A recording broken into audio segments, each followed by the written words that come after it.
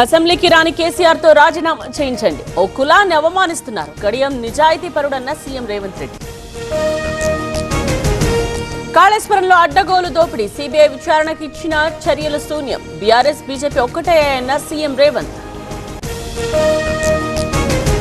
BRS సభ్యులపై వేటు, 2 రోజులు సస్పెండ్ చేసిన స్పీకర్. బడ్జెట్ పై చర్చను అడ్డుకుంటున్నారని వ్యాఖ్య. బీఆర్ఎస్ హయాంలో భూ కుంభకోణం, వేలాది ఎకరాలు దోచుకున్నారన్న దానం, ధరణి పేరిట దగా చేశారన్న కడియం. బీఆర్ఎస్ నేతలది బ్లాక్ మెయిలింగ్, విచారణకు ఆదేశించిన రాద్ధాంతం ఎందుకు? రాజకీయం తగదన్న భట్టి విక్రమార్క. రాఘవ కన్స్ట్రక్షన్ పై ఉదాసీన వైఖరి, అవినీతిని ఉపేక్షించడం తగదు, హౌస్ కమిటీ వేయాలన్న కేటీఆర్. అమ్మా నాన్నల ఆనందాన్ని మీ జీవితంలోకి తీసుకురావాలనుకుంటున్నారా? అయితే మీకోసం ఉంది వయాసిస్ ఐవీఎఫ్ అండ్ ఫర్టిలిటీ. 16 సంవత్సరాల అనుభవంతో 1,15,000 కంటే ఎక్కువ సంతోషకరమైన కుటుంబాలు, అంతర్జాతీయ ప్రమాణాల ట్రీట్మెంట్, నిపుణుల వైద్య బృందం. మీ పేరెంట్హుడ్ కలను నిజం చేసుకోండి వయాసిస్ ఐవీఎఫ్ అండ్ ఫర్టిలిటీతో.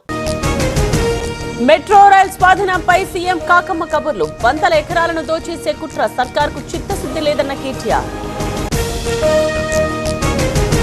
సభలో రౌడీయిజం, కౌశిక్ రెడ్డిపై అట్లూరి లక్ష్మణ్ ఆగ్రహం, కడియం శ్రీహరిని అవమానించారని ఆరోపణ. కౌశిక్ కడియంను బెదిరించారు, కాల్చి పడేస్తానని వార్నింగ్ ఇచ్చారు. క్షమాపణ చెప్పాలన్న ఎమ్మెల్యే వంశీకృష్ణ. హైదరాబాద్ అభివృద్ధి కుంటుపడింది, ఆలయాల పేరిట భక్తి ఉన్నట్టు సీఎం నాటకం, మత రాజకీయాలు చేస్తున్నారన్న రామచంద్రరావు. ఎన్టీఆర్ ఆశయాలను కొనసాగిస్తాం, తెలుగుదేశం కార్యకర్తల పార్టీ. ఆవిర్భావ దినోత్సవం ఇంటి పండుగన్న సీఎం చంద్రబాబు. టీడీపీ ఆవిర్భావ దినోత్సవ వేడుకలు, ఒకే వేదికపై అనగాని మోపిదేవి, పార్టీ జెండాను ఆవిష్కరించిన నేతలు. హైదరాబాద్ లో యుద్ధ వ్యతిరేక ర్యాలీ, పాల్గొన్న వామపక్ష పార్టీలు, హాజరైన కూనంనేని, కోదండరాం. కరీంనగర్ జిల్లాలో గుప్త నిధుల తవ్వకాలు, కాకతీయుల కట్టడాలే టార్గెట్, ఖిలా దగ్గర బయటపడిన గుంత.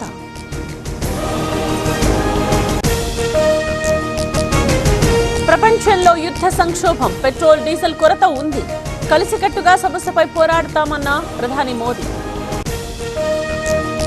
టీవీకి అభ్యర్థుల జాబితా విడుదల, 2 చోట్ల పోటీ చేయనున్న విజయ్, వాలంటీర్ వ్యవస్థ తీసుకొస్తామని హామీ.